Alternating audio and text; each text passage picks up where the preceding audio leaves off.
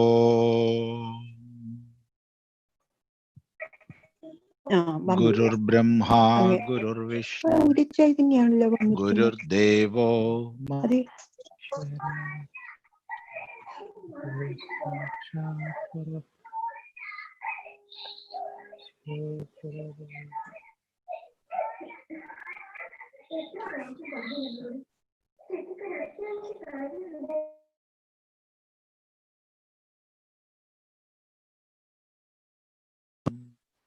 Asmadacharya.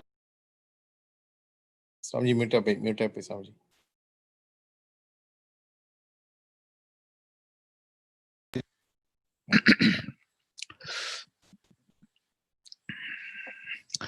So,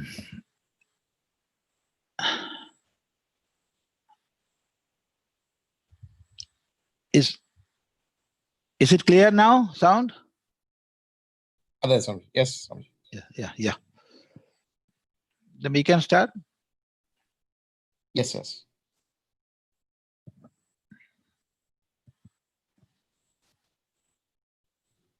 Rajivji, you're on mute.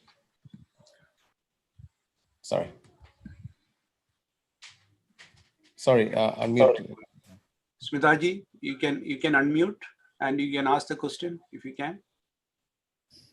I think she is still gone. So let us have a question, Swamiji, here. Like this is the Ramayana Masa in our tradition. It is, we are all doing the Parayanam of Ramayanam all this month of Karkadagam. And there are a lot of questions which is related to Ramayana, but one thing is catching our eyes, like Ravana as an extraordinary human being with a superhuman intelligence, superhuman capabilities, and in a lot of ways he was a superhuman. And he was an enviable person in terms of intelligence, capabilities, but still somewhere he tripped from the morality, or in some ways he is not controlling his mind or something like that. So we are seeing in our present world, we have been seeing a lot of bureaucrats, a lot of politicians, a lot of people who is living and dwelling in the upper layer of the society. One day they are tripping down from that position. So comparing these two analogies, would you be able to shed some light the way people cannot control the mind, or the dharmic way of life is how much important in the life? Yeah. Your question has two parts.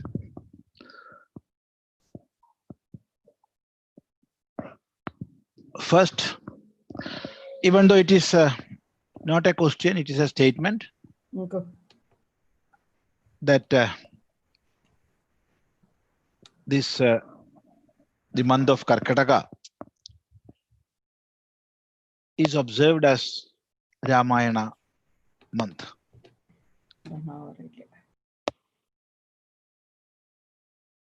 It is true here in Kerala, because in this program, as it is in English, there may be others, or there are others who are not coming from Kerala. So observing this month of Karkataka as Ramayana Masa, that is the month of Ramayana, is a practice that is prevailing only in Kerala. Nowhere else such a practice is there. And when it did begin, we do not know. But we know this much: for many years, that is since many decades, this practice was there and still it is there. And it was in 1982 when the Vishala Hindu Convention was convened at Ernakulam, many decisions were taken to promote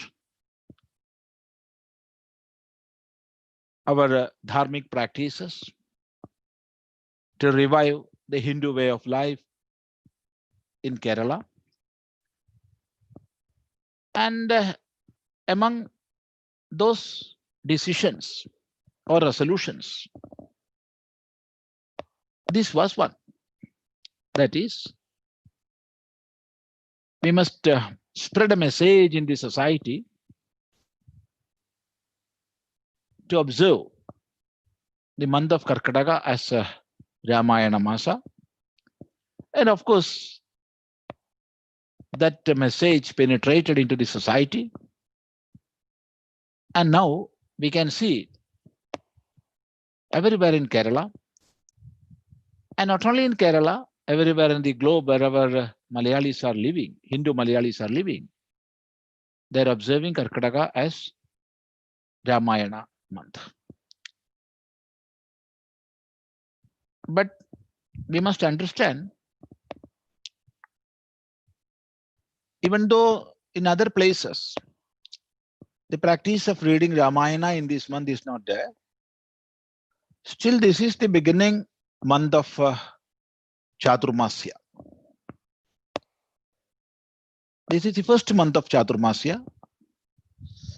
And as per our Vedic tradition, there were Chaturmasya Yajnas. And all Karmakandis were observing Chaturmasya with special Yajnas, which is called Chaturmasya Yajna. So daily Agnihotras all were being conducted. But nowadays, that practice also is not that much prevalent. Generally, our society is not observing that. But amongst the traditional mutts, for example, Shankara mutts and almost all Mahamandaleshwars and Akhadas, that is traditional mutts, they are observing Chaturmasya. And many sannyasins are there who are strictly observing Chaturmasya. Sannyasi, while observing Chaturmasya, they won't do any yajnas, Agnihotras, but they will teach Vedanta text, and they will not travel here and there. They will stay at one place and people will come to hear Shastras from them. That is the practice. So in Kerala, the first month of Dakshinayana, the first month of Chaturmasya, that is Karkataka, is being observed as Ramayana month. Now, come to your question. Ravana was a scholar. He was a scholar of Samaveda and an adept in almost all branches of knowledge.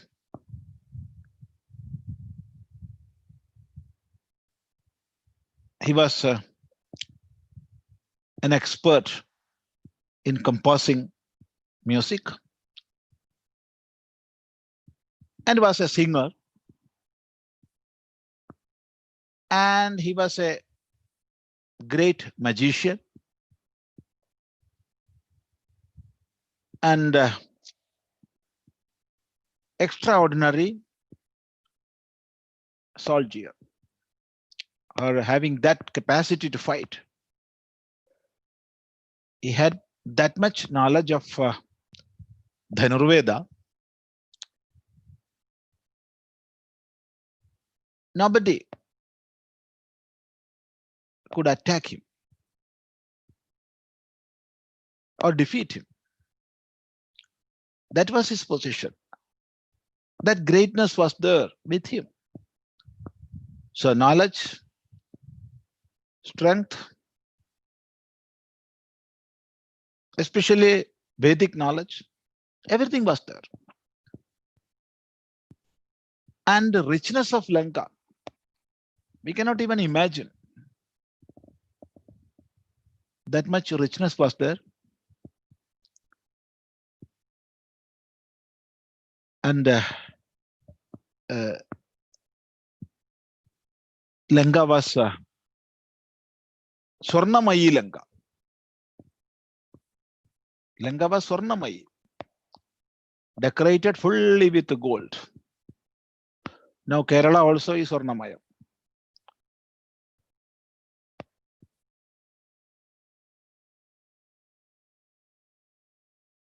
And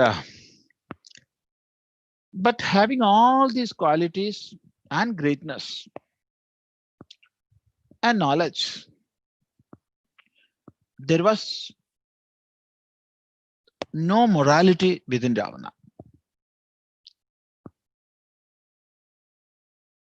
His sense of dharma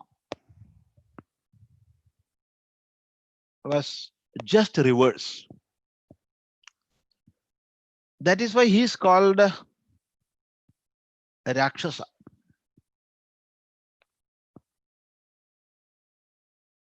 Sakshara is one who knows literature, having the knowledge of language. And Sakshara is a scholar. But when it is reverted, when the Shabda, Sakshara is reverted, it will become Rakshasa. So with reverted knowledge, he was a Rakshasa.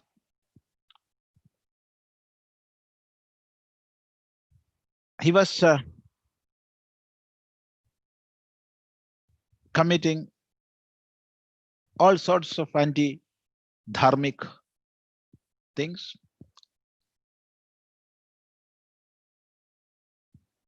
Always he was raping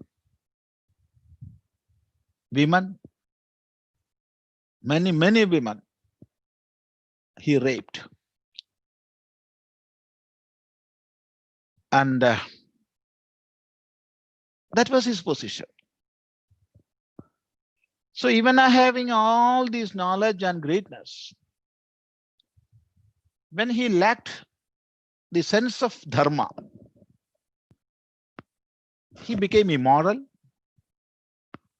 And because of that immoral nature,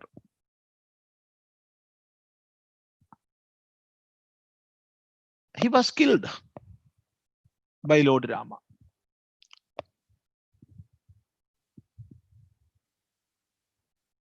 See, in the Valmiki Ramayana, we can see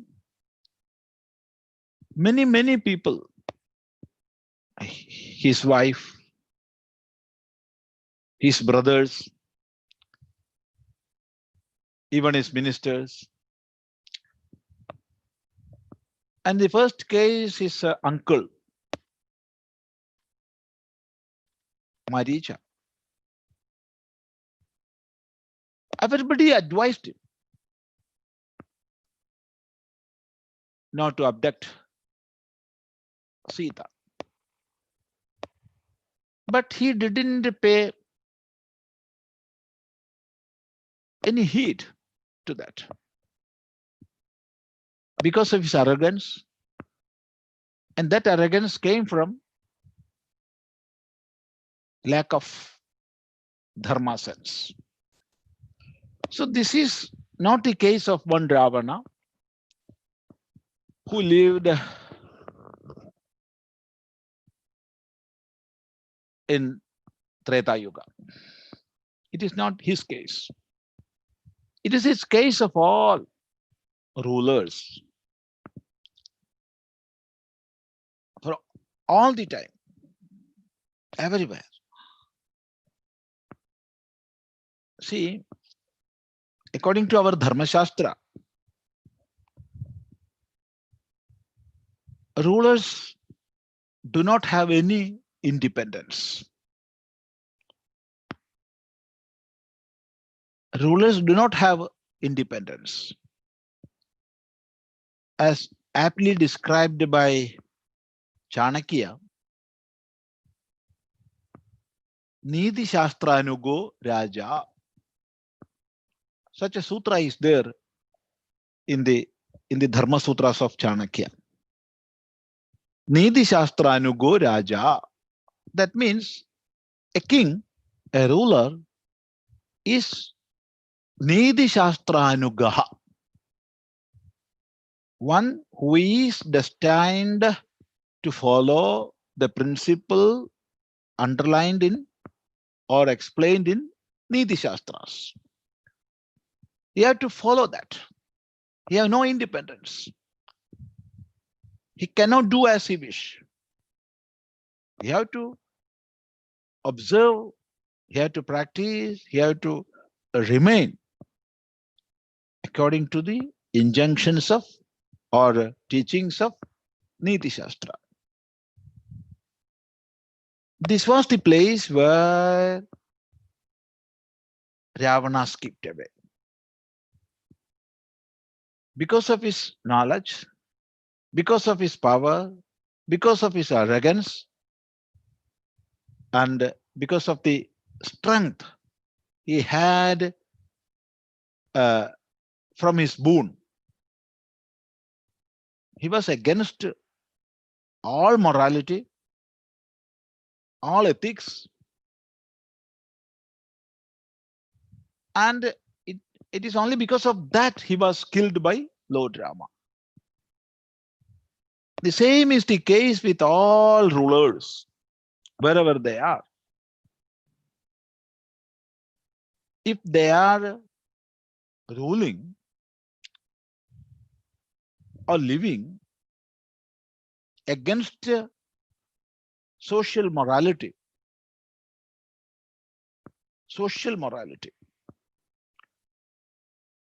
they will have to face the same fate. There is no doubt in that. And there is one more thing we have to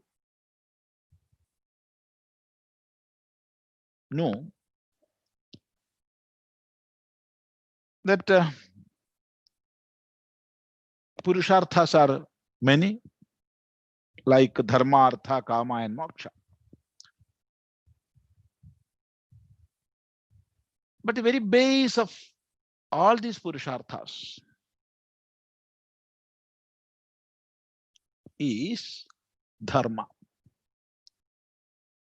We can have Kama, we can have Artha, but both Kama and Artha must be in accordance with or in conformity with Dharma.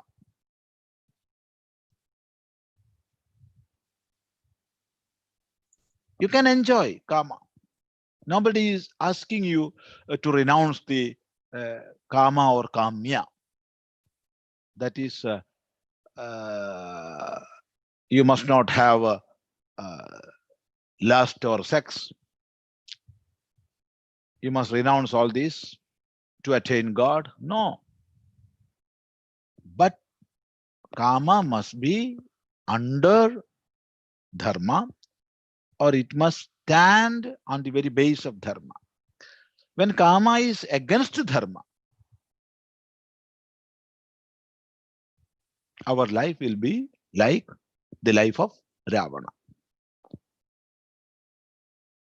We will have to face that fate. There is no escape. So this is the lesson we have to learn from Ravana and Ramayana. There are so many other lessons, but this is the answer for your question. Namaste. Smitaji, you can go next. Thank you, Rajivji. Namaste, Swamiji. Namaste, namaste. Namaste. My question is a very simple question. Hopefully it'll be a quick answer. I'm also practicing reading the Ramayana this month. And because my Malayalam is not very good, I can't read the Adhyatma Ramayana very well. So I decided to read the Ramcharitramanas, Tulsidasa's Ramcharitramanas, because I'm familiar with the script. It's in Devanagari script in Hindi. However, reading that also, I'm finding it a bit cumbersome because the language is in Avadi, which is the native language of Ayodhya. However, the Ramcharitramanas also has an English translation, and I was wondering if it's okay for me to read that instead. So I wanted Swamiji's advice. Namaste.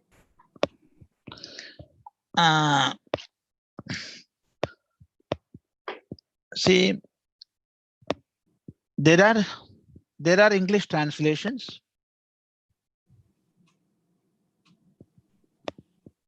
I do not know from where you will get, because you are staying in America or Canada. Where you are?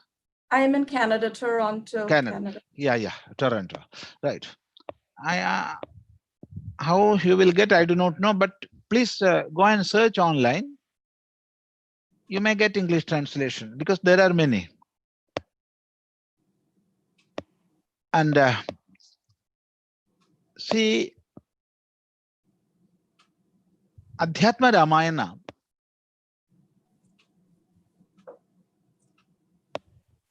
the Malayalam translation, that is the Ramayana of Elutachan. It is the translation of Adhyatma Ramayana, not Valmiki Ramayana. When we call it a translation of Adhyatma Ramayana, we must understand it is a somewhat freestyle translation, not word to word. It is a freestyle translation. But Elutachan is strictly following the Adhyatma Ramayana written in Sanskrit. And it is believed that it is a part of Brahmanda Purana, and therefore written by Bhagavan Vedavyasa. So that Adhyatma Ramayana,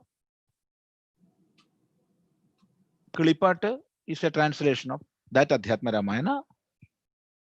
There are English translations for that, and the original in a Devanagari script that is quite available. I'm not sure whether it is available nowadays, but I know that Pujya Swami Tapasyananda ji had translated Adhyatma Ramayana into English, word-to-word translation. And you can read with the original in Devanagari and the English translation. Okay. So it will benefit you. Okay. Yeah. Thank you. Namaste. Namaste. Namaste. Kapila ji, you can unmute yourself. Swamiji. Namaste. Namaste. Yeah. Swamiji, Valmiki is said to be the Adi Kavi. Yeah. And that is the first poem which has come from his mind and from outside, from his mouth. But the rigs are poems in the Vedas. It is set to meters and then definite number of alphabets and set to meters. So then how can we say that Valmiki is the Adi Kavi? It's a very good question. There are thousands and thousands of mantras in the Vedas, and even the Samhita portion of Veda are full with mantras which are in the form of poem. That is, they are written or they are revealed according to definite meters. So metrical style is there.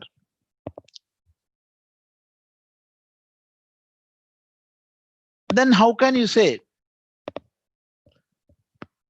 Valmiki is the Adi Kavi? It's a very good question.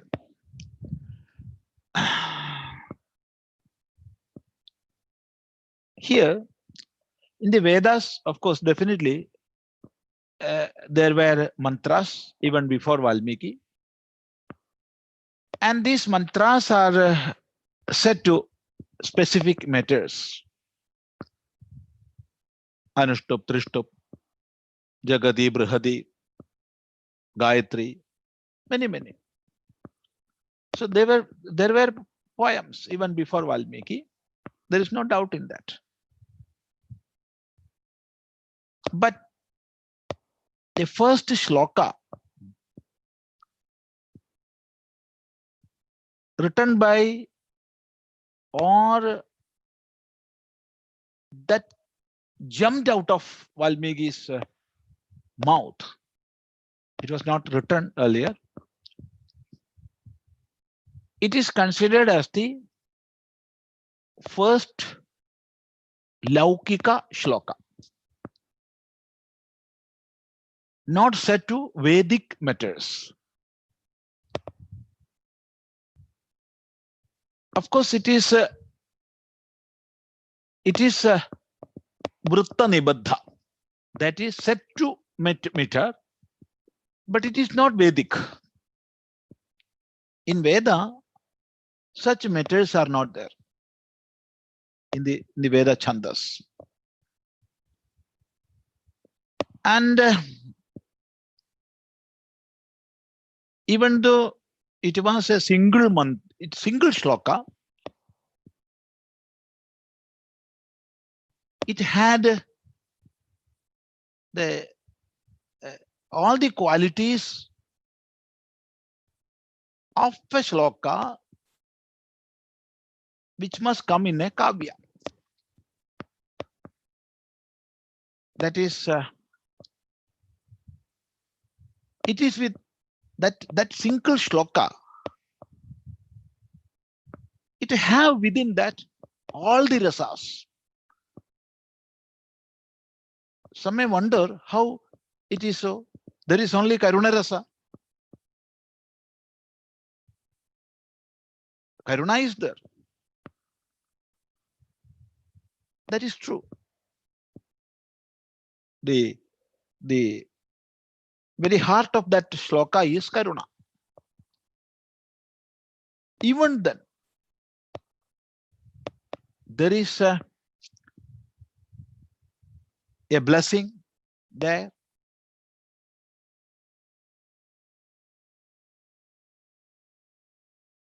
There is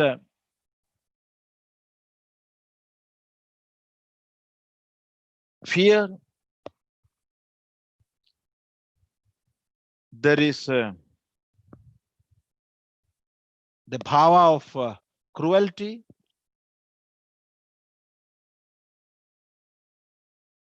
If you are giving a blessing to somebody, there must be love within.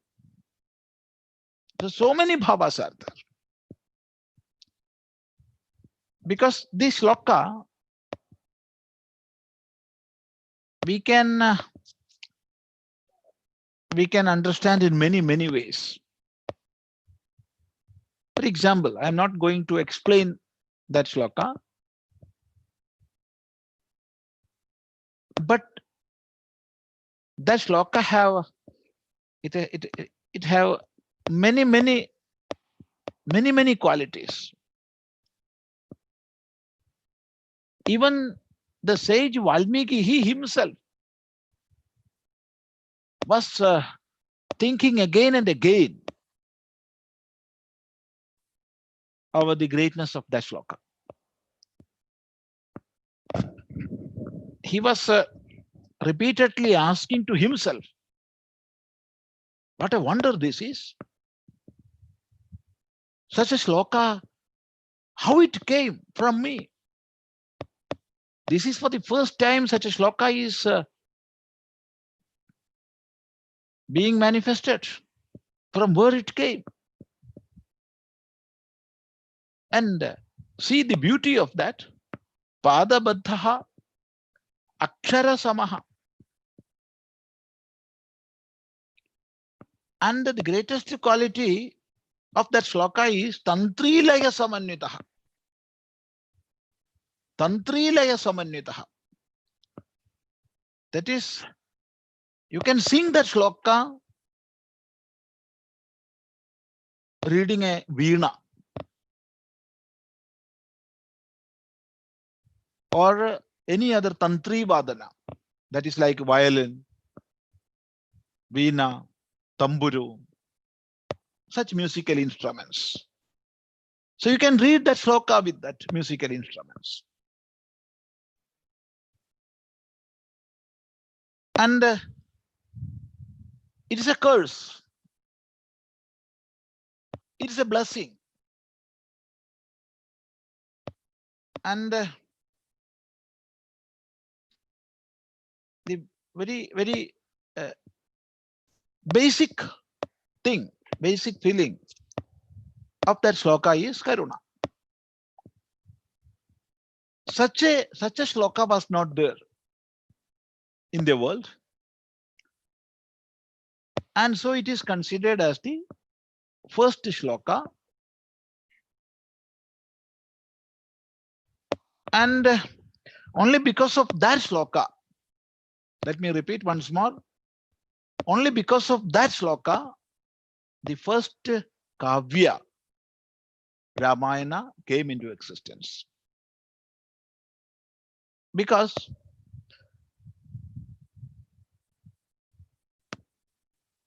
the sage Valmiki, he was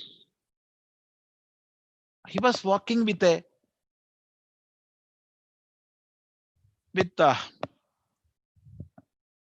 much vibration within.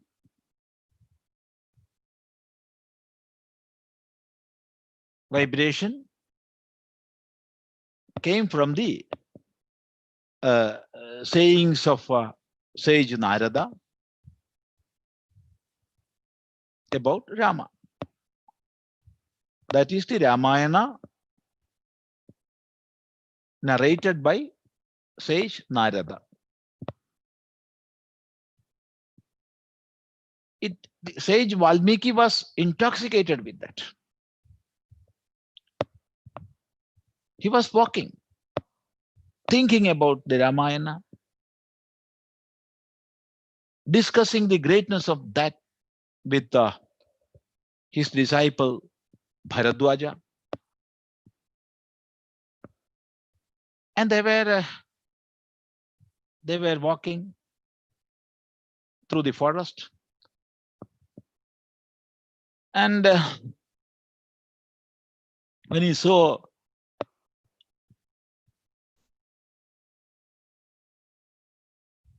some part of that stream which was flowing nearby their ashram, the water therein was crystal clear. And then Valmiki exclaimed, "Oh, what a purity! This water is just like the heart of a great man. So I like to have a bath. So you please go to our ashram and take my dress. I will have a dip in this water." So Bharadwaja went. Valmiki was alone. And it was then a Vyadha, a hunter, came. And his arrow killed a bird. And that made the other bird. Both were playing there. Both were having that much enjoyment. And when that bird died, the other bird started crying. And that scene, as if an electric shock, it entered into the heart of Valmiki. And from the innermost corners of that pure heart,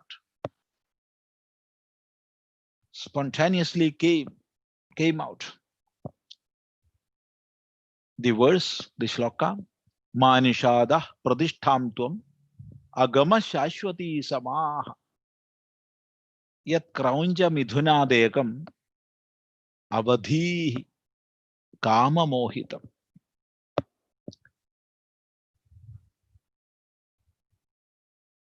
We can comment on this shloka in many ways. The first word is Ma Nishada. Hey Nishada. Hey Hunter.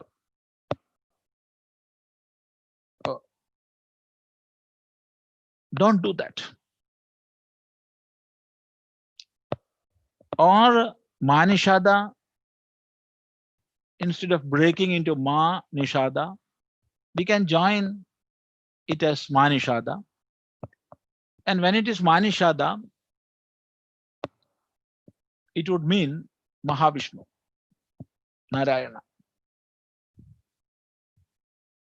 in whom goddess Lakshmi, Ma, is residing.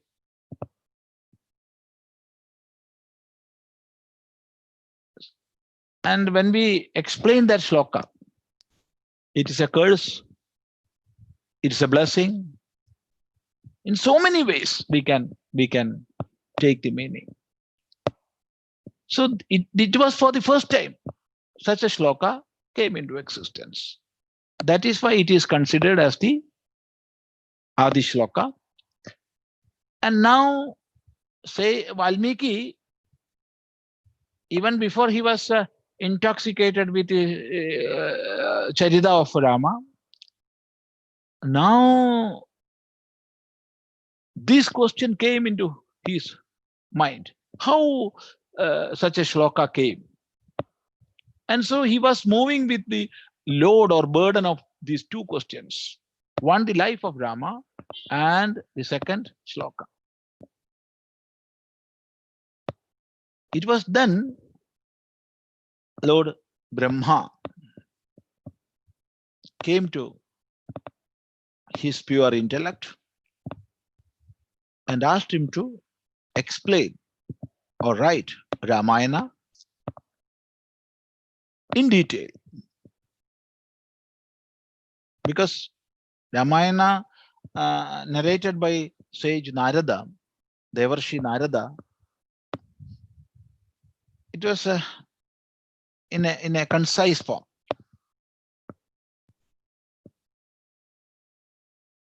Is only having 100 shlokas. And it is the first sarga of Valmiki Ramayana.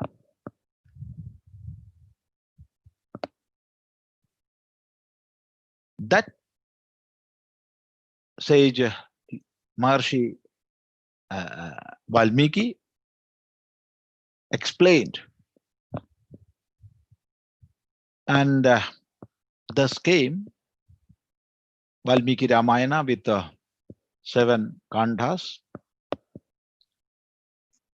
more than 500 sargas, and 24,000 granthas. So that is about that shloka. Namaste. Sunilji, you can unmute yourself and. Yes, Hari Om, Swamiji. This is Namaste, Sunil. namaste. Namaste, namaste. my question is, how do we explain to a youth, particularly my daughter who is in the age of 12 and 13, she asked me a question.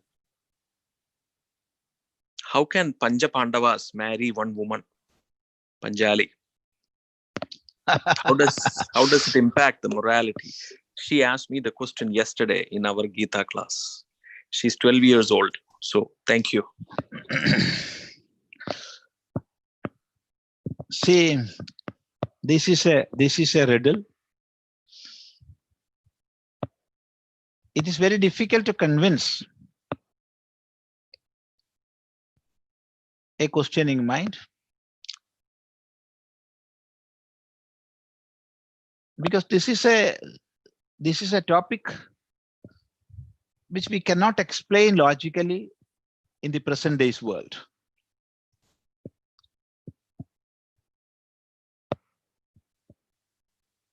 Because our thought pattern is limited or restricted or conditioned by the knowledge and facts of the present day world. So we cannot convince that mind, because it is a riddle, it is a puzzle.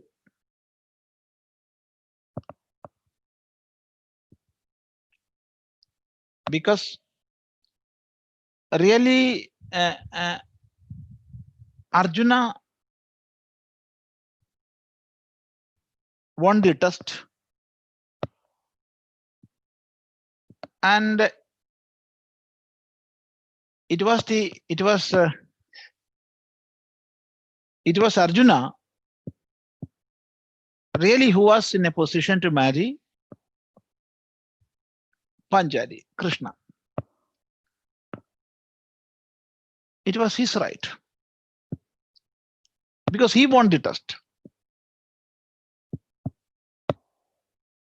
But Kunti asked them to part without knowing what the material or what the thing was. And mother, being the first guru, and her words,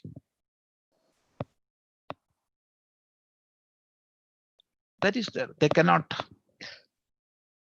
they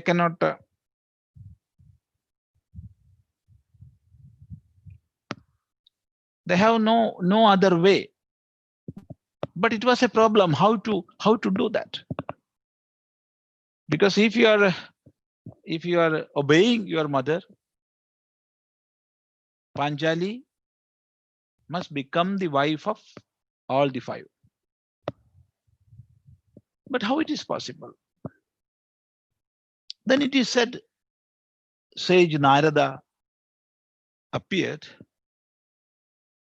and he gave a practical solution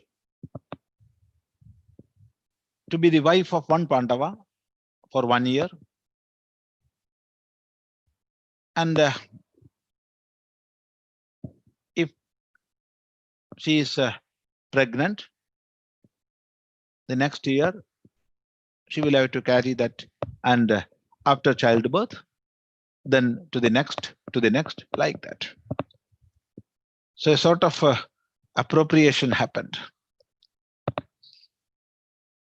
This we cannot explain or accept in the present day context.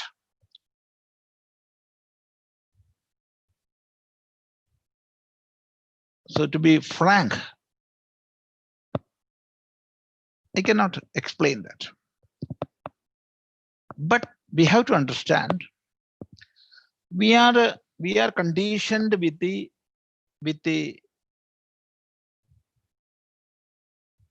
position or the circumstances of the present day world.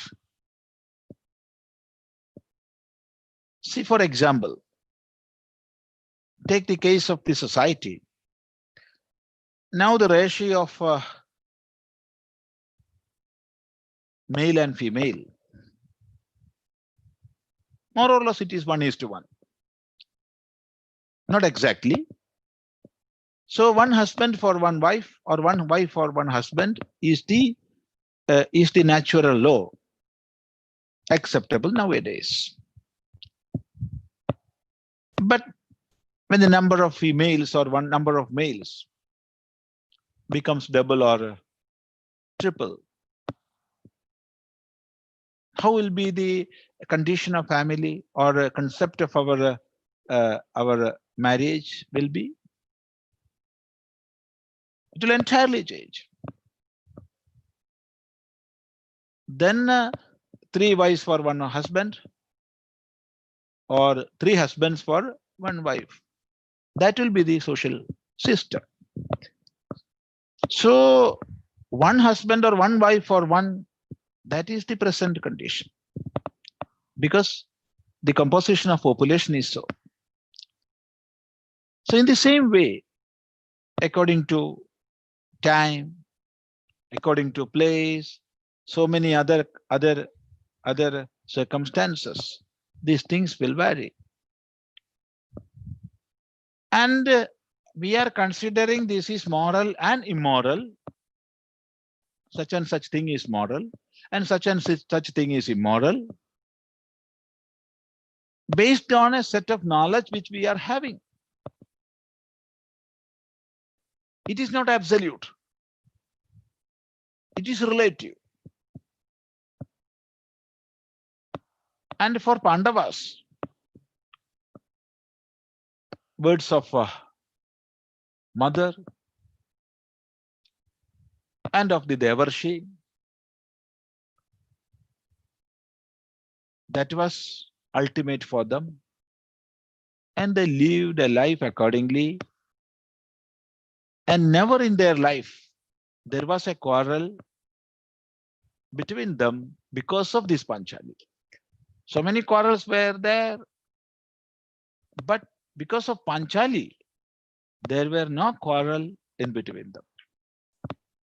They were leading a happy life with Panchali, and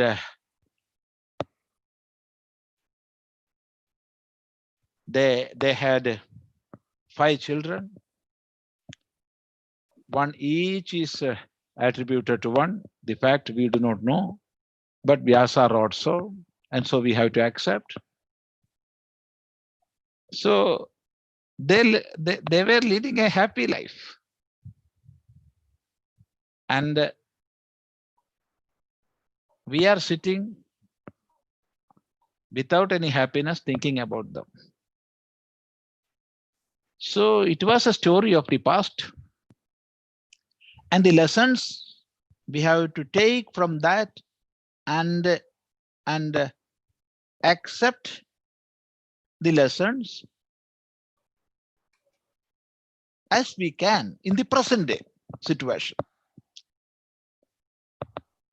Never take lessons from itihasas and observe as such in the present day world. We have to take lessons from itihasas and we have to translate that according to the present day's world and present day's conditions. Then there is no problem. And the Panchali had no problem at all. So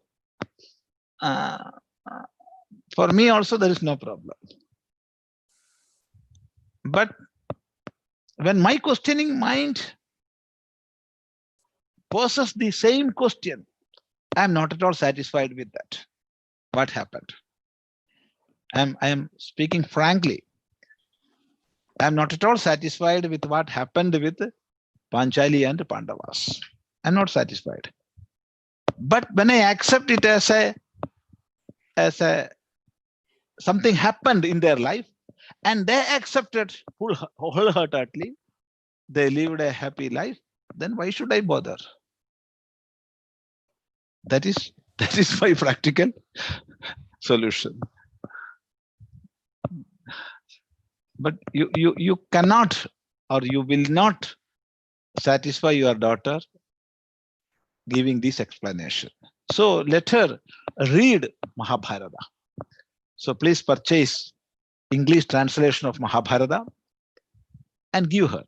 Ask her to read, not stories from here and there. Let me repeat once more, not stories from here and there. Let her read Mahabharata from first to last. Then that question will disappear and she will be convinced, she will be happy.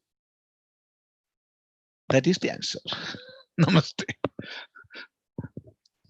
Namaste, Swamiji. The Namaste. next question is from Monjeji. Sorry if I misspelled. No. Yes. Namaskaram. Namaskaram. Namaskar. Please, could you speak about Dharma? What is Dharma? Tamas. Dharma. Please, could you speak about Dharma? What is Dharma? Dharma. Dharma. Hmm. Dharma. Dharma. Hmm.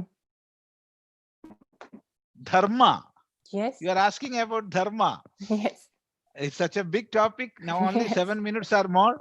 Yes. Still, see, the term dharma comes from the root dhra dharane. That means to hold together. To hold together. I'm not at all going to explain what is dharma. We can explain in our next sitting, I think. That is next week. We can have an explanation. Now I am just saying the root meaning of dharma, or the meaning that is coming out of the root. That is dhatu. Dhra means to hold together. Then the meaning of dharma invariably will be dharma is that which is holding everything together. Just think, what is holding everything together? From the minutest atom to the grossest universe, everything is held together as a whole. Even an atom, it is held together because so many subatomic particles are there, incessantly moving, revolving round always without a rest. And even after all that movement, there is an immovable atom. And in the same way, even though the galaxies are moving, a galaxy is there. When we are considering a galaxy, it is immovable. It is not at all moving. But when we are taking that galaxy and considering it in relation to the space outside, then it is moving. In the same way, sun is not moving. Sun is moving when we are considering it in relation to the space outside. So is the case of earth. So is the case of everything. So something, some rule, some scheme, or some law is holding everything together. What is that? Yena dharyate sarvam, by which everything is held together. That is dharma. That is dharma. So when we understand dharma, so it will be the it will be the force or it will be the scheme that is responsible for the whole manifestations in the universe, or it is the very base of universal phenomena. Because of that, everything is existing in this like so many beads or pearls in a chain,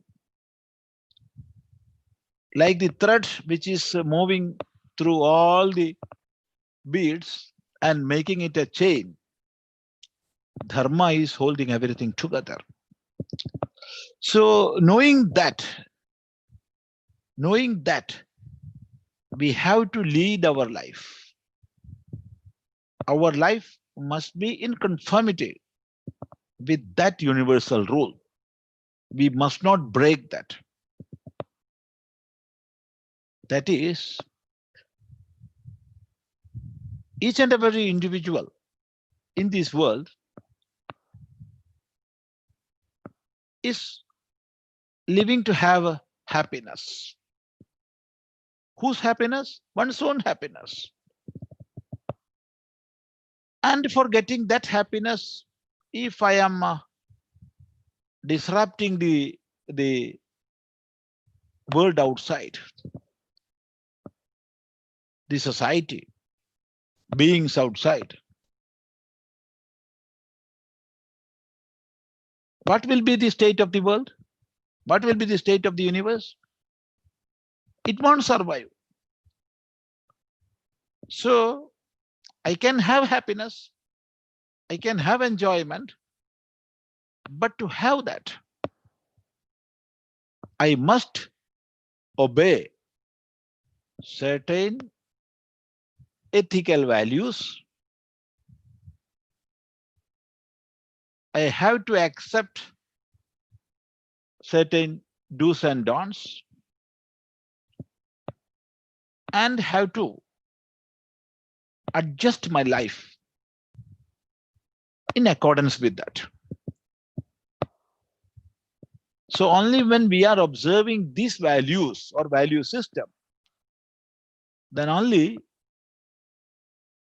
along with our quest for happiness, this world around us will also survive. So for that sustenance, dharma is the very base. And when we explain what is dharma, we will have to discuss for hours and hours together. But this is the meaning of the term dharma. So we can have explanation later. Namaste. Can we end the session with a prayer? Yeah. Om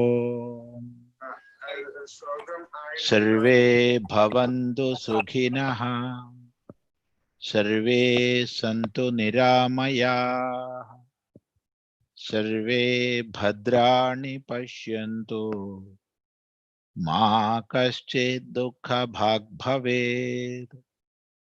Om Shanti Shanti Shanti.